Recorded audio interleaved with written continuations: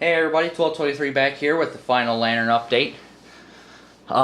You're looking at a New York Central Vesta, and you're thinking, don't you already have one of those, and haven't you showed it to us? Well, you are right about that part. This is a second one. This one has a red embossed NYC Lines globe, and the lantern is marked NYC Lines as well. It is newer, as it has the crimpled fount on it. That's how there's little things that distinguish the old Vestas from the new. The old ones had the 39 size globe, which is what the three lanterns I just showed you took. The first ones did. Then later on they switched to a lantern globe that was about the size of the Junior, and people weren't really feeling it. So then all of a sudden they went and modified it and knocked about 1.5 inches off of the globe, and then you have that double reinforced Vesta that's marked in New York Central I have in the basement. Well, then after that they took the double reinforcing off, and then there's that version. Now, and then they switched to the short version. Well, there's a short version that doesn't have this locking handle and has the standard handle on it. And then there's a locking version that has a smooth tank, and then the last version is the locking version with the rib tank. So, I mean, there's a lot of stuff to distinguish the variations of these Vestas. Now, you're probably wondering what the heck happened to the other Vesta. Well, I'm going to show you that Vesta, and that will also lead up to the sixth lantern that I have to talk about that is not currently here at the moment. Set that one down here. Go down to the basement. I actually have it lit for you. At least I think I do. Yes, I do. Now, it's not lit by kerosene because we sold the burner and tank for money for parts, but we actually took and electrified the old Vesta. Now, we electrified it in a way that did not damage the historical value. We stuck this plate in the bottom here. I don't know if you can see that. You probably can't. But there's a metal plate right up in there. Because if I stick my finger up in there, I don't know if you can hear that. But there's a metal plate up in there. And then this little socket sticks through, and then there's a reflector, and then that shoots the light up. And nothing's changed except for that. Now, if you just notice now, it's actually got an etched Boston and Maine B&M globe for the Boston and Maine.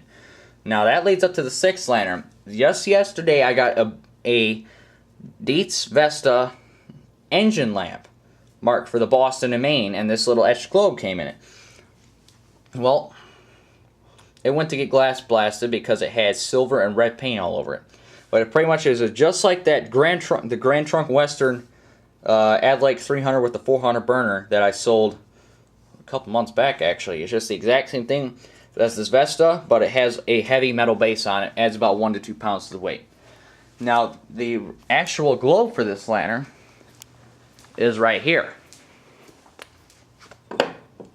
It's this clear NYC Lines globe that was in the thing originally. We've got some new globes to show you too. You remember the Sioux Line globe? You can see that.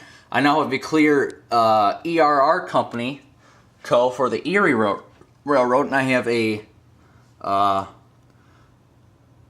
can see that P&R RY for the Philadelphia and Reading Railway.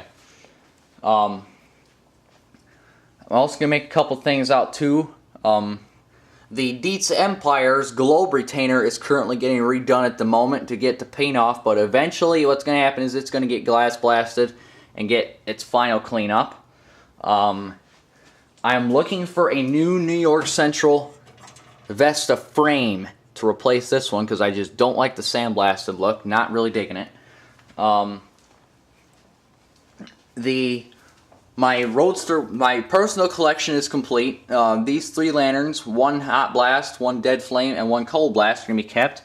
But the Roadster wagon lantern is going to get redone in glass blasting to get rid of some of the pitting and dark.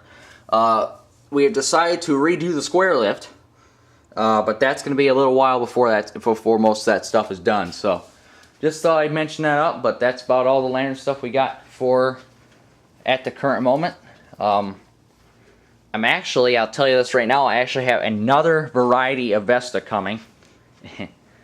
And it is a short top, unmarked Vesta that is made out of pure brass.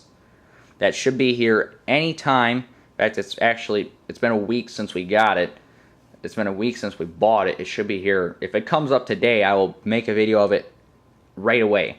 But I have a brass short top Vesta that is worth up to $200 that we got for that we didn't even get for a quarter of that. In fact, we got it for like an eighth of the price. So, but we're actually selling off the last 3 lanterns of the old collection. The Mopac handling. We decided to sell the Sport. It was alright with my dad, and our Air Pilot is gonna be tested.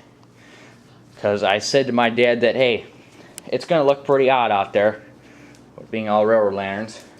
Because eventually the 3 personal ones are gonna get moved into my room. But it's gonna look pretty odd out there. And I said, hey, one time let's just buy a switch lamp frame or a lantern frame and completely redo it ourselves. You know, get the parts for it, then get it glass beaded, then paint it, and then we can stick with that. So I convinced him enough with it, and he was all right with it. So we're gonna sell off the Air Pilot and see how we do on it. And but all the other lanterns that you noticed were gone have been sold within the past 2 or 3 months, and a couple of them.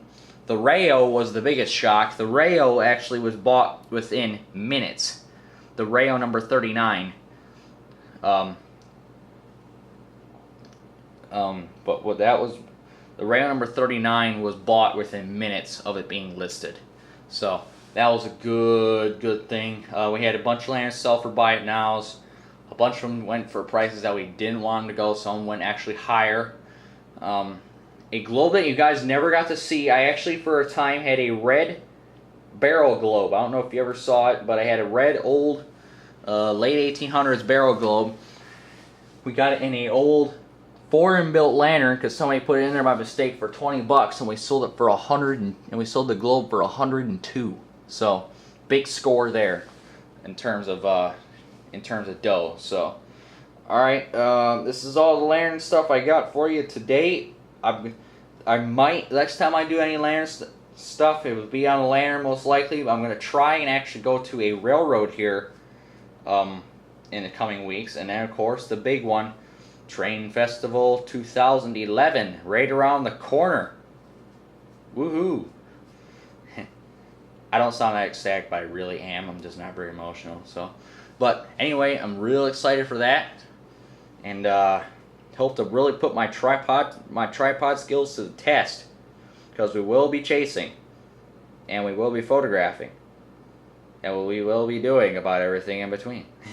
So, but anyway, I hope to maybe get down to the Little River Railroad for the 110s, for the number 110's 100th birthday, because they're going to be doing a quintuple header down there. They're going to have the 2 locomotives from the Little River Railroad and 3 traveling engines that are actually going to the Train Fest. Flag Coal number 75, Viscose number 6, and Lehigh Valley Coal Company number 126, freshly restored. And they're going to debut that there, and they're going to quintuple head a train, meaning all 5 steamers are going to be pulling one train. How exciting! So, if I don't end up going there, it's alright. But we will be going to Train Festival 2011. That doesn't happen, I'm going to say bad words. So, anyway, this is all I got to put out there on the table today. And hope to bring up some more lanterns here pretty soon. 1223. Out.